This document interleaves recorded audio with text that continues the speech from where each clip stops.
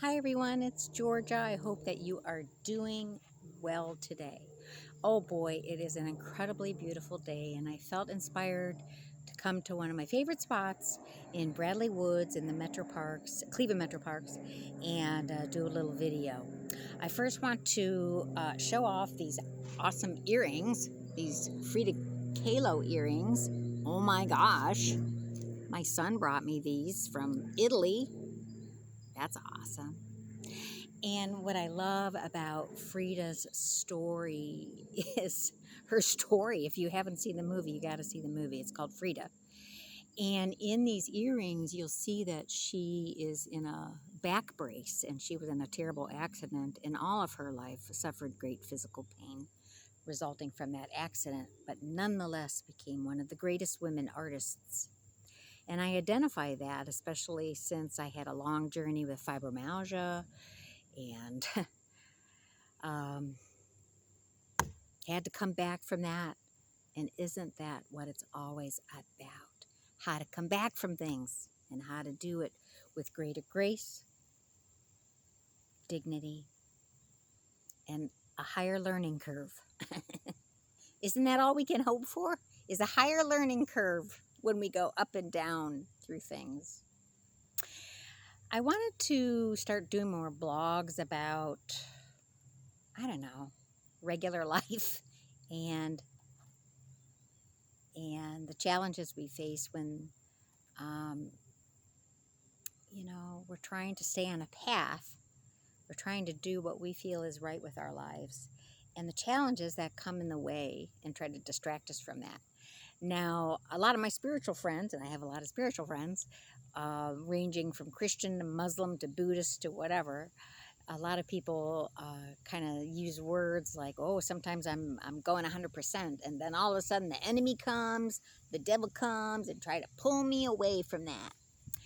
And you can call it what you want, and in fact, it may in fact be negative energies trying to pull you away from your direction. But that's really not what's important. We always have times that we have to reflect. We do have times of going low. It's what we do with it and what we do with ourselves when we are in that space.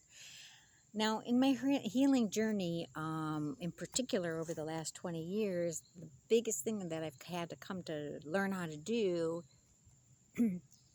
is to recognize when it's time to stop working on something and time to start embracing the new.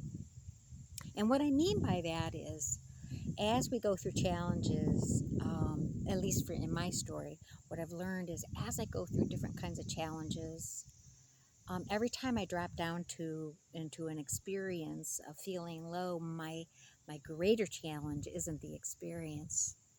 My greater assignment is to manage my thinking around the experience, which of course, thoughts become things, thoughts become emotions, thoughts become our reality. They really do. Thoughts are the energy that make matter. And there are a lot of books out there about the power of thoughts, even on an energetic level. So my personal quest has been that every time I kind of go into a dark space, whether it's external life events that have created pressure or fears or feelings of, whatever, we have them all. Every time I kind of go low and let myself feel what I'm feeling and experience it, there comes a time where I have to decide to think and act differently. And what's happening for me is that I'm spending less and less time in the lower places. In other words, if you think about it vibrationally, For example, you go out and you're in a good mood, you go out, your car, all of a sudden the car's been hit by another car. Oh my gosh, your vibe goes way down, your mood goes down, everything suddenly start roaming in your head. You're like, oh, I'm terrible at this, and this happens to me, blah, blah, blah. So sooner or later, and sometimes within just minutes, we have gone down an elevator in our perspective, in our mood, and our reality. The challenge is to think differently. Once you have an opportunity to allow real feelings to be acknowledged. Now, when it comes to healing can be a little more lengthy. Sometimes when I went through a period where I did some very deep reflection on the relationships in my life, who I want to be in relationships, how I want to experience relationships. I went deep, and it brought up some stuff I wasn't necessarily super excited to have come up again. But I was proud of myself because I let myself feel it. I let myself acknowledge. I let myself be vulnerable. And I made a declaration to the universe that I'm willing to change.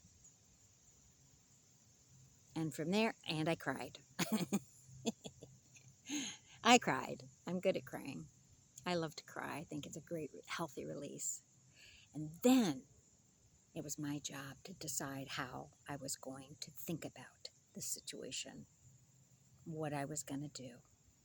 And I started to tell myself very different things. I started to say, everything I've experienced in my life has been a learning experience. Every time I've had a love experience or a relationship experience, even with friends, I've become a better person. I've always ended up learning and growing. I just started to feed myself the broader truth of the experiences, so I can look more maturely at the journey of life and what it teaches you.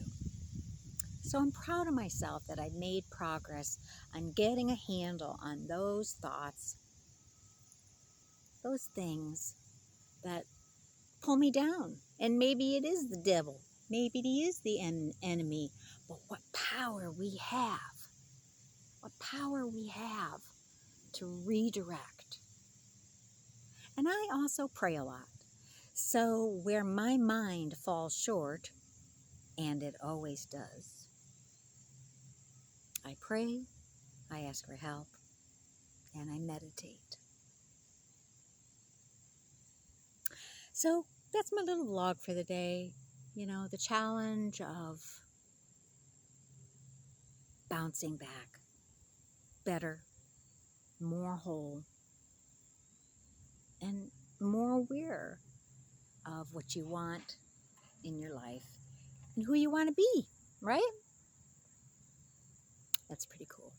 So I hope you are on a journey of learning how to manage your thoughts so you can create more of the life that you want. And I am just really learning how to do this and tap into it. And I'm so grateful we have been given a life to make new choices. So as I always love to do, I like to end videos with one of my Oracle card decks. But before that, I want to tell you something. I'm very excited. I've started to make available, well, they're not quite available. I'm launching a campaign to get a couple of things published. And one of them is my affirmation deck.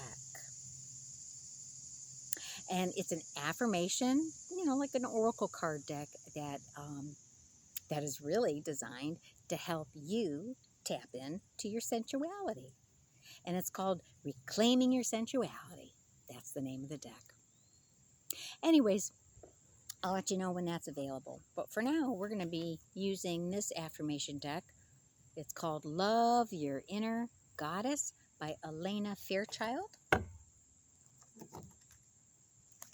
And let's see what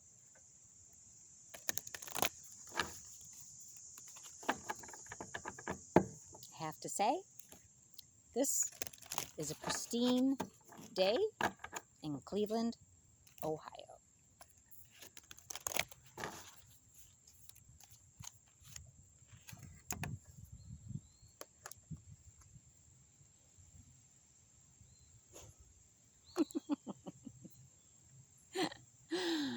Blame my gypsy soul.